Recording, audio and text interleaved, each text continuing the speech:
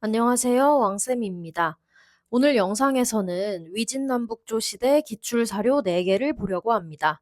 먼저 2021학년도 B형 2번 문항에서는 이렇게 총 3개의 사료가 주어지고 기역과 니은에 공통으로 들어갈 용어를 쓰시오 라고 나왔는데요. 저는 오늘 설명의 편의를 위해 다, 나, 가 순서로 해석을 해보겠습니다. 먼저 다 사료입니다. 출처는 진서, 위관전입니다. 따라서 이 위관이 누군지는 몰라도 적어도 진나라 시대 또는 그 이전 시대의 내용이라는 것을 추측할 수 있겠습니다. 위씨 승 전복지운 기 상란지 후 위씨는 전복되는 운명을 이어받아 전란의 이후에 일어났는데 인사 류이 고상무지 고립 니은지제 조차 위 일시 선용지 보니 사족들이 떠돌아다녀서 상세히 고찰할 길이 없었다.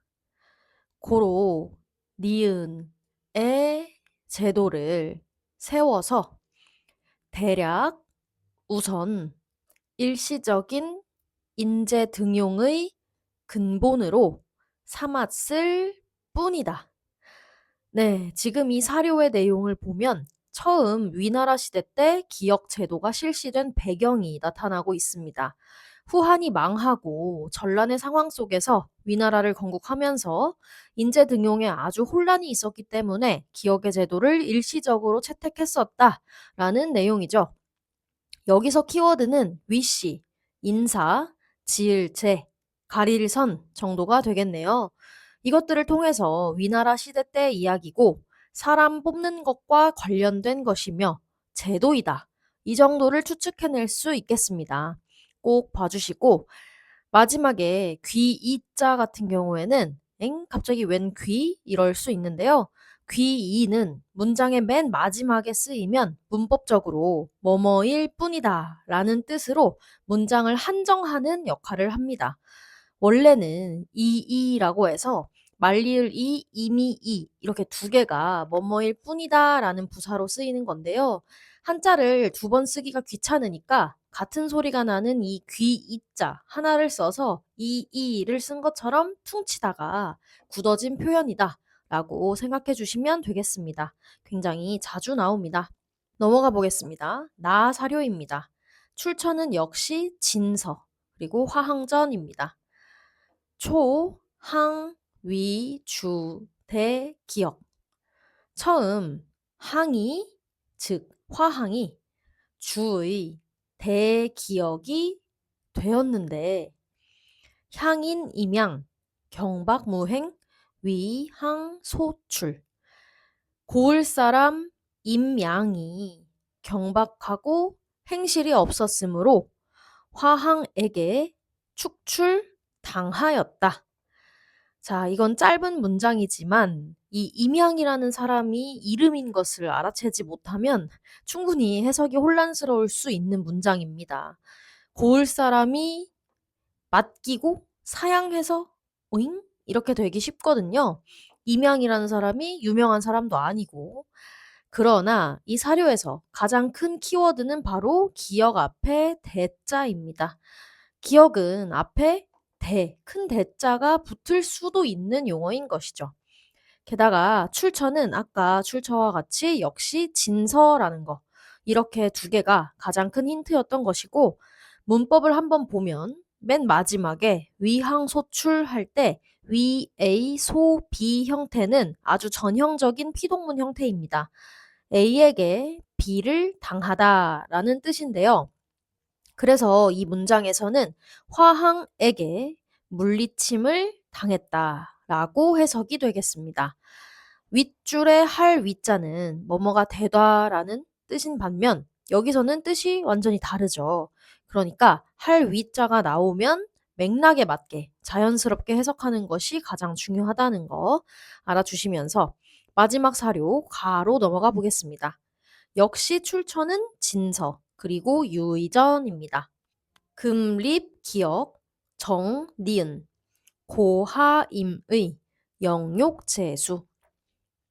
이제 기역을 세우고 니은을 정하니 높고 낮음이 그 마음에 달려있고 영예와 치욕이 그의 손에 달려있다.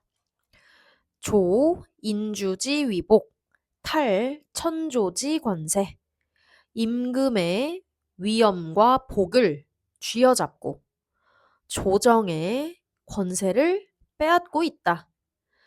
애증, 결어심, 정위, 유어기. 애증이 마음에서 결정되고 참과 거짓이 자기로부터 말미암고 있다. 상품 무한문, 하품 무세족. 상품에는 한미한 가문이 없고 하품에는 세족이 없다. 이번 사료는 기역 제도의 폐단을 날카롭게 비판하고 있는 내용입니다. 특히 마지막 줄 이게 가장 큰 힌트가 되겠는데요. 상품, 하품 딱 직관적으로 눈에 들어오죠.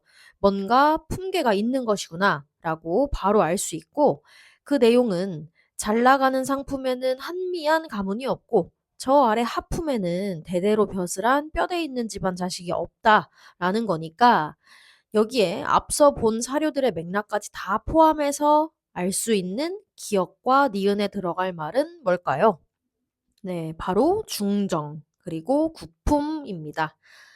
구품 중정제는 첫 번째 사료에서 봤던 것처럼 후한이 망하고 전란도 전란이지만 후한 시대의 관직 등용이 환관 또는 외척 등에 의해서 극도로 문란했기 때문에 이를 극복해 보고자 지방에 숨어 있는 유능한 인재를 추천에 의해 선발했던 임시적인 제도였는데요. 결국 지금 사료의 내용처럼 자연스럽게 호족의 자제가 계속 상품에 추천돼서 고위 관직을 독점하는 결과를 가져오게 되었습니다. 이 당시는 이미 호족 세력이 지방 각지에서 기반을 다져놓은 상황이었기 때문이죠. 또 아까 나사료에서 봤듯이 기역, 중정 앞에는 대자가 붙을 수도 있죠. 사마의가 중앙 권력을 장악하면서 군중정의 상부기구로서 주에 설치한 대중정이 있으니까요. 아무튼 다시 이 사료로 돌아와서 마지막 줄에 상품 무한문, 하품 무세족 이 문장은 동양사계론에서도 언급된 문장일 정도로 구품중정제 관련 유명한 말이니까 기억해 주시면 좋겠습니다. 이제 넘어가서 2024학년도 B형 6번 문항으로 나왔던 사료 보겠습니다. 출처는 자치통감입니다. 자치통감은 북송시대 사마광이 저술한 책으로 선진시대에서부터 5대 10국 시대까지 기록을 했기 때문에 그 자체로 큰 힌트가 되지는 않겠습니다. 봅시다. 문명태후 왈 립기역 즉 과조유 상준 포음지호 가출 요행지인 가지 하위불가 문명태후가 말했다. 기역을 세우면 곧 세금 부과에 일정한 기준이 있게 되고 숨어 있는 호들이 드러날 수 있고 요행을 바라는 사람들을 막을 수 있는데 어찌 불가하다는 것인가? 네, 이 페이지에서는 키워드는 문명태후입니다. 문명태후가 누구죠? 북위 효문제 초반에 섭정을 했던 풍태후입니다. 이 문명태후의 섭정 기간에 북위가 중국식 중앙 집권 국가의 기틀을 갖추게 되기 때문에 이분 굉장히 중요한 인물입니다. 더 보겠습니다. 갑술, 초립, 당리린, 기역, 정민호적. 갑술년에 처음으로 당리린, 기역을 세우고 백성의 호적을 정하였다. 민시, 개, 수고, 호강자, 우, 불원. 백성들은 처음에 모두 근심하고 괴로워했으며 호강들은 더욱이 원치 않았다. 기, 과조 생비, 10여 배, 상하 안지. 그러나 이미 그렇게 하고 나서 조를 부과하는데 줄어든 비용이 10배나 되니 위아래가 이를 편안하게 여겼다. 여기서 가장 중요한 건 뭔가요? 바로 여기 당리린이 되겠습니다. 이것만 봐도 사실은 딱 떠오르는 게 있어야 합니다. 문명퇴후와 관련이 있고 린, 리, 당 이 말에 붙는 기억은 무엇일까요? 네, 바로 삼장 또는 삼장제입니다. 삼장제는 부귀가 균전제를 시행함에 따라 함께 실시된 짝꿍과도 같은 제도입니다. 균전제를 시행하기 위해서는 전국의 토지 소유 현황 파악과 호적 작성이 필요했고, 이를 효율적으로 달성하기 위해서는 이러한 실무를 담당해 줄 사람들이 필요하게 됩니다. 그래서 다섯 가를 하나의 린으로, 다섯의 린을 하나의 리로, 다섯의 리를 하나의 당으로 조직해서 각각 인장, 이장, 당장을 두는 삼장제가 실시되기에 이르는 것이고요. 그래서 이 사료에서는 당리린이라는 글자뿐만 아니라 호적, 매길과, 고를조 이 정도 단어들은 꼭 외워주세요. 그리고 여기 덜생자 같은 경우에는 살필성이라는 음훈도 있고 이 둘 다 자주 쓰인다는 점도 알아주세요. 오늘 볼 사료는 여기까지입니다. 감사합니다.